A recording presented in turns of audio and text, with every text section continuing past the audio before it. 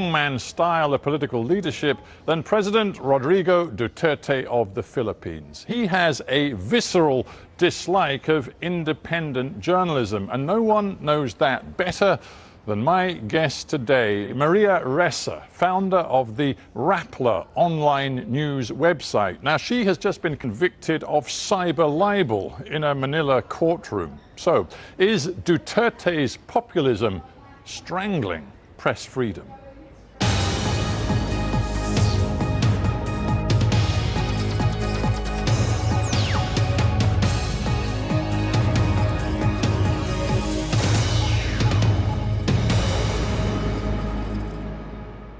Maria Ressa in Manila, welcome to Hard Talk. Thanks for having me, Stephen.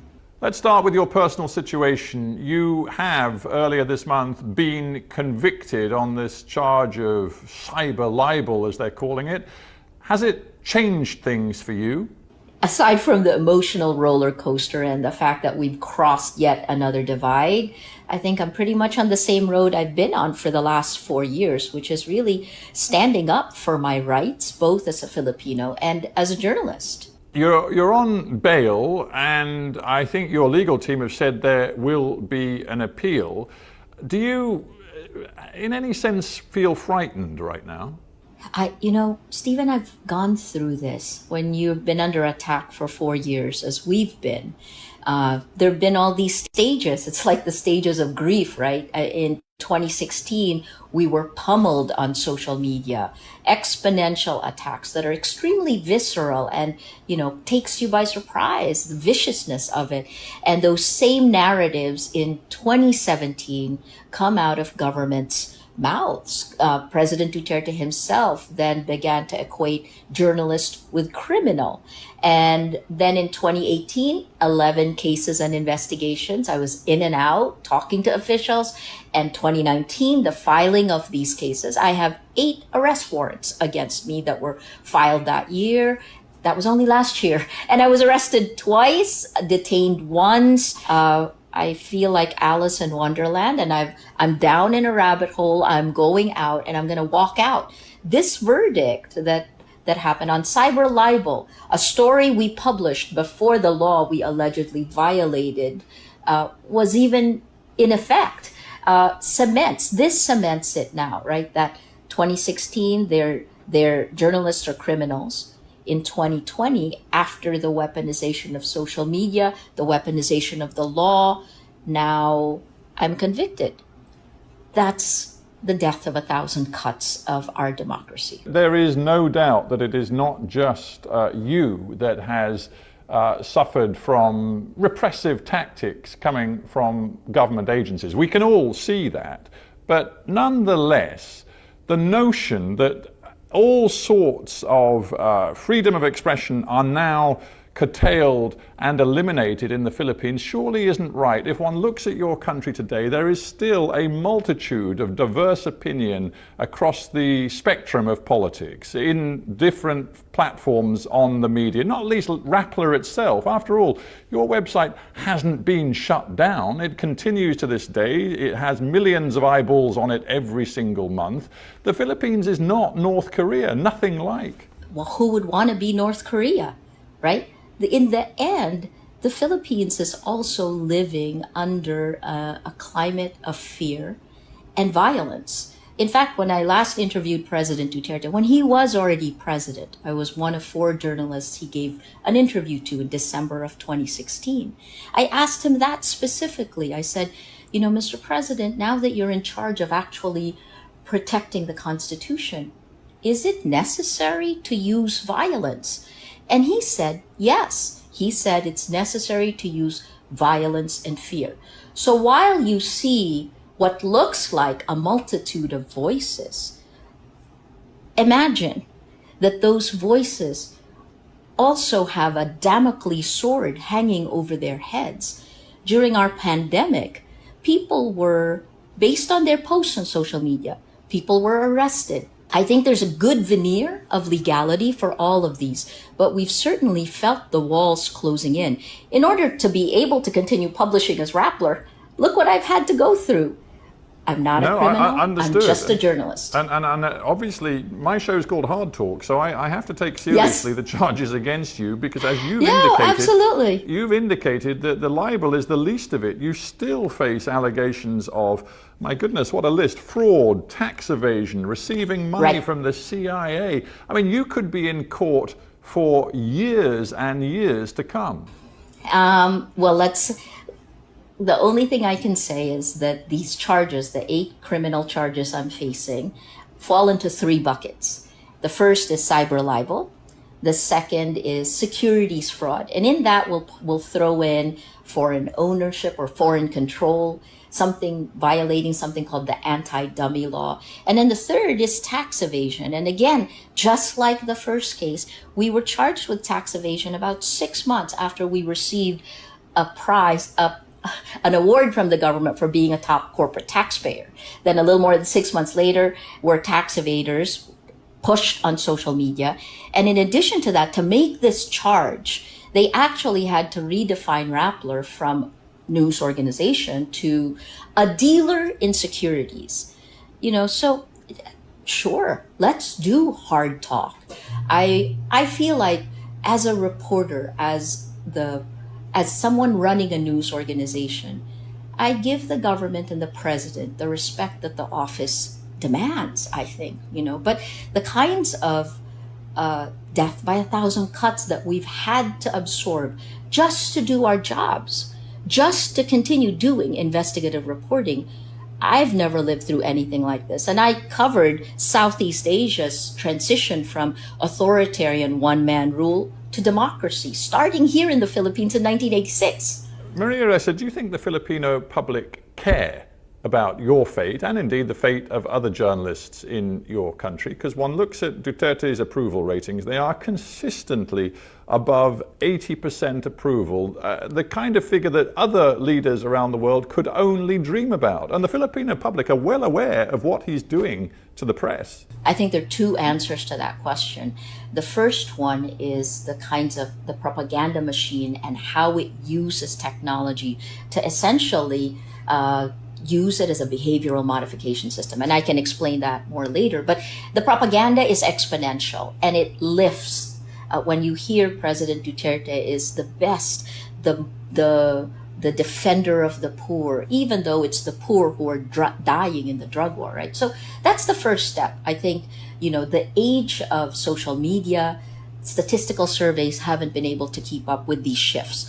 The second one is, do people care? Yes. And I can see that just based on what's happened. And I think this in particular in 2023, things have happened. We've had a pandemic, the lockdown. We are just in our 14th week of a very security-driven, militaristic lockdown. It's a lockdown when President Duterte has told Filipinos to stay at home. And he told troops that if they come out, if we break quarantine, he told them to, and this is a direct quote, he said, shoot them dead. That did happen.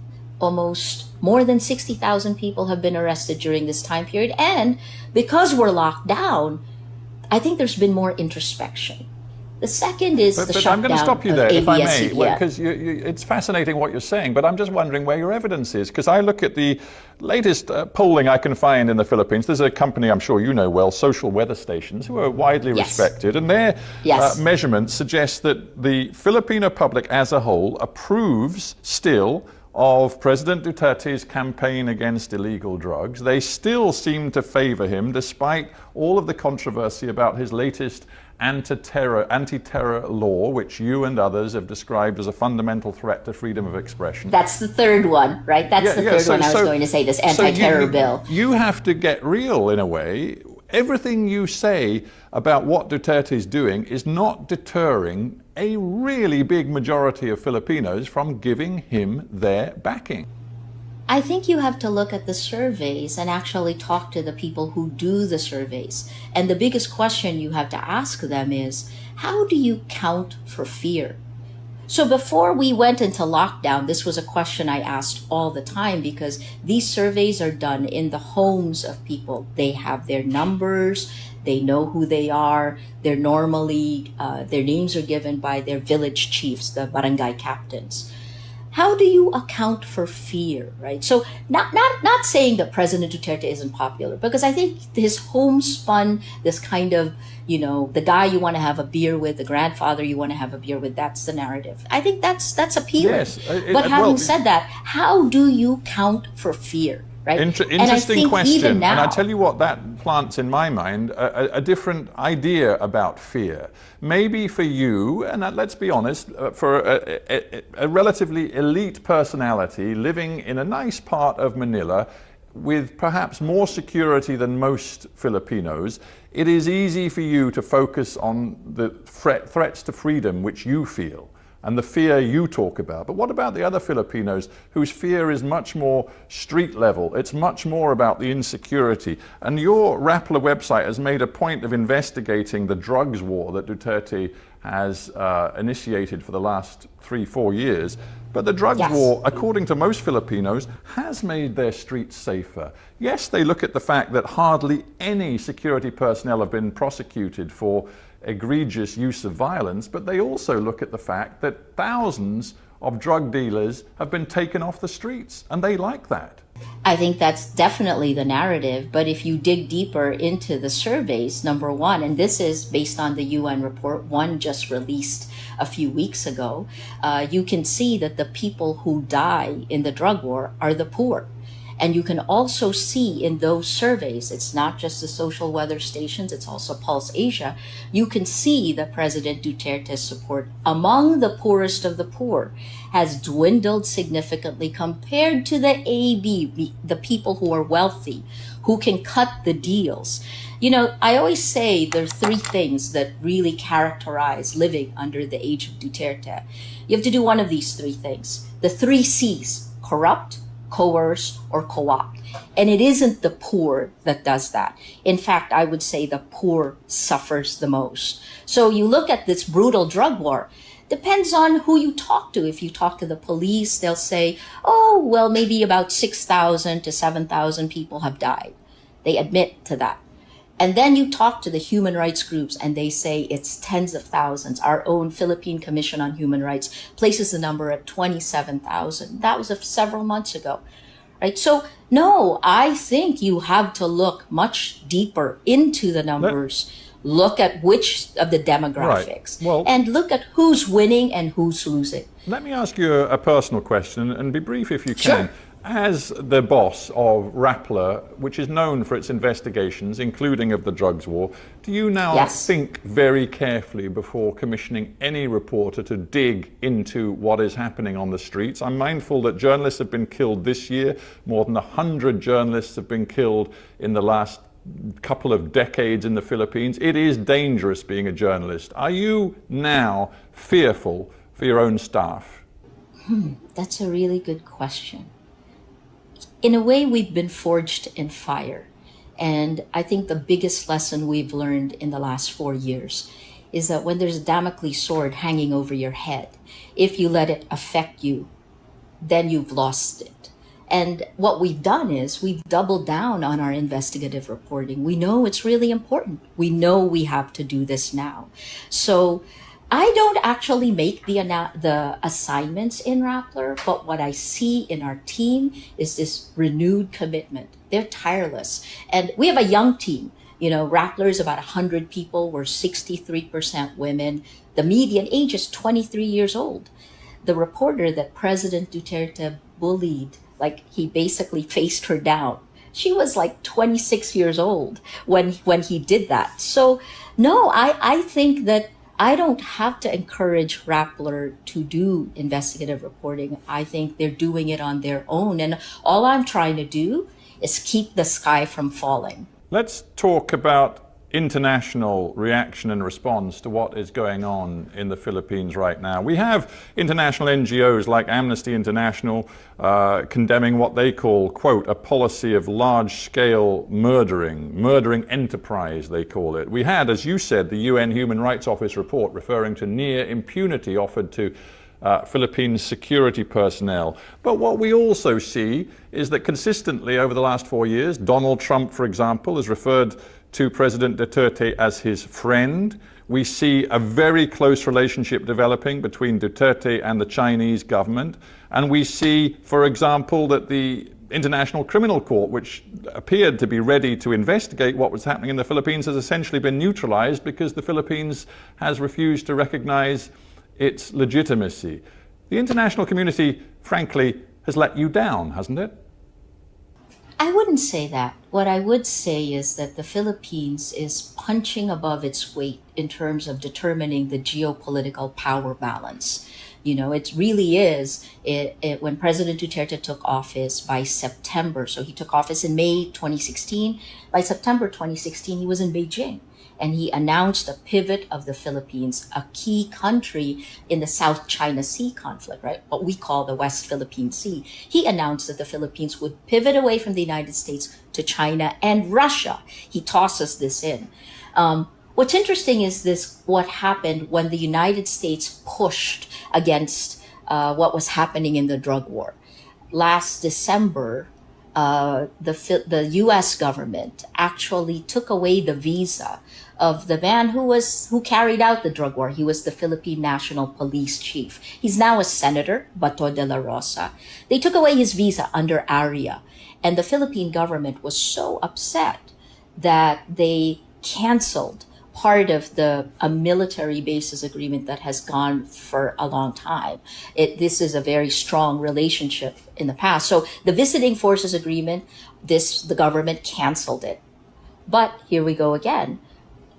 Just this month, the Philippine government gave notice that they were not going to cancel that, and it's back up. So my point, well, you're making my point for me, that whatever the detail of difficulties, geostrategic difficulties in a relationship between the United States and the Philippines, in the end, there seems to be a sort of brotherhood feeling between Donald Trump and Rodrigo Duterte. And it's not surprising, given that they are, you could argue, populists of a similar style. They have contempt for much of the media, which we've discussed. They both seem to see journalists, quote unquote, as enemies of the people. And they both, it is true to say, have found a way of communicating through social media, through using Twitter and Facebook platforms in a way that politically is extraordinarily successful. I would agree with you. And I think part of what's important, but let me first answer that question that you asked, which is, did it let me down? No, absolutely not. I understand the geopolitical power play at work here. But I think what you're seeing both in the Philippines and in the United States is very similar to what's happening in many democracies around the world, including in the UK. And this is the role of technology. Facebook is our internet in the Philippines. There's 71 million Filipinos. We spend the most time on the internet and on social media globally. And I think it's the 5th year running. That's Hootsuite and We Are Social. That's their number.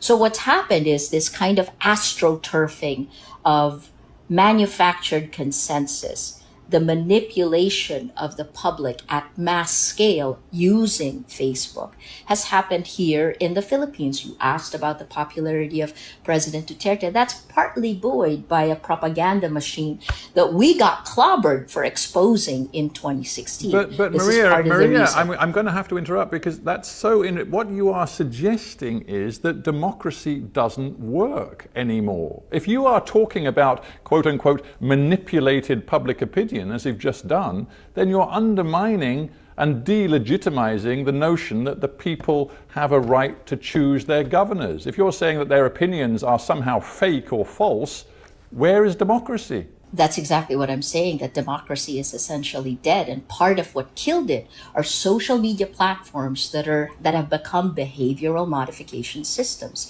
If you look at what's happened all around the world, starting in 2017, studies have shown that cheap armies on social media are cutting down democracy, rolling it back. In 2017, it was in 27 countries. In 2018, that doubled. In 2019, it was up to 70 countries. And these are different research studies, right? But so this is dangerous territory. Right now, this is, if I may say so, dangerous territory, because you're suggesting to me that President Duterte, in the end, is illegitimate and doesn't have a mandate, when patently, no, on that's paper, not what I'm saying. This man has an extraordinary mandate. That's not what I'm saying. What I'm saying is, first of all, he doesn't have an extraordinary mandate. He was one of 5 presidential candidates. He had, out of 61 or 62 million voters, he had 16 million votes. That's what elected President Duterte. That's okay. Of 5, he won the majority of the 5, right? But beyond that, what I am saying is that the new information ecosystem actually allows lies laced with anger and hate to spread faster than facts. When a lie is told a million times in today's age, when I am attacked a million times with criminal, it becomes a fact. And this is what's wrong. Because if you don't have integrity of facts, you cannot have integrity of markets, and you certainly can't have integrity of elections. This is the problem with democracy. A final thought then. I'm very mindful that you returned to the Philippines from the United States after the People Power Revolution of, I believe it was 1986, and you made your life in the Philippines after that. And there was so much hope around then of a different kind of politics in your country. Here's what one Filipino lawyer who moved to Australia recently has written, Jason Lamchek. He says, in terms of corruption, the post-people power governments became indistinguishable from the Marcos regime. The only difference was the rhetoric of human rights and democracy, which people have increasingly come to regard as a sham. Isn't that the truth, that Duterte is in power and, quote unquote, so successful because the post-people power politics of the Philippines simply failed the people? I think I would agree that post-people power was a failure. We had endemic corruption. We replaced one set of leaders with another who then created their own. I mean, we've always said there are 8 oligarchical families, but the difference is this, right? The trickle-down effect didn't trickle down. There was a perfect storm, and this happened globally. This is part of the reason you're seeing a trend back to a form of, I would say, almost fascism, right? Because liberal democracy didn't deliver its promise. But having said that, we should not be moving the other direction. And that is the challenge to every democracy here. Part of what's enabled that is social media. When the gatekeepers, the journalists, the news organizations used to be gatekeepers, we kept the public sphere. We all agreed on the facts. Now that the gatekeepers are tech companies, the abdication of that responsibility has had huge impact. And what we're seeing now is the growth of, oh my gosh, I'm even going to say almost like fascism all around the world. And this is scary for me here in the Philippines because we're one of the first signatories for the UN Declaration of Human Rights. And yet I see Filipinos, things I would have thought would have been unbelievable. Filipinos are saying it's okay to kill. Filipinos saying that, democracy doesn't work. Maybe it doesn't. But I guess this is where I would like to see Filipinos weigh in. We shouldn't look away. We should make an active choice. And when you see your rights getting pushed back, I personally saw my rights being violated when that happens, are we going to accept that? Because then that will fundamentally change democracy. So maybe we should. Yeah, so we have to end, but I'm just thinking, never mind the threat of prison now hanging over your head, you continue this fight. It's not just about prison. The journey is the battle, because I think there's so much more at stake. If it was just me, I would, I'd be quiet. Why not? But there's so much at stake for us right now. I became a journalist in 1986, and I'm a journalist today. I'm at my most senior, and I want to make sure that I do the right thing for democracy, for journalism. Maria Ressa, thank you very much indeed for being on Hard Talk. Thanks for having me.